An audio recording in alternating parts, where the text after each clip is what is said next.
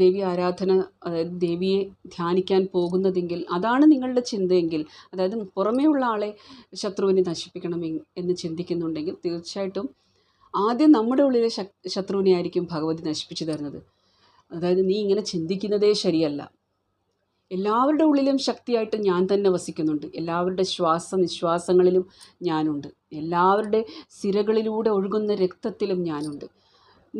ഓരോ വ്യക്തിയുടെ ആ ഒരു നെർവസ് സിസ്റ്റം പ്രവർത്തിക്കുന്നത്, അതിൻ്റെ ബലം പോലും, എല്ലാ കമ്മ്യൂണിക്കേഷനും, എല്ലാ ന്യൂറോൺസ് തമ്മിലുള്ള, നെർവ് സെൽസ് തമ്മിലുള്ള കമ്മ്യൂണിക്കേഷനും നടത്തുന്നത് ഞാൻ തന്നെയാണ്.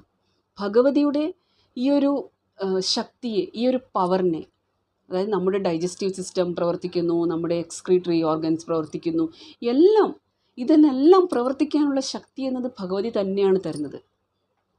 അപ്പോൾ പുറമേയുള്ള ശത്രുവിനെ നശിപ്പിക്കുന്നതല്ല ആദ്യം ചെയ്യുന്നത് ഭഗവതി,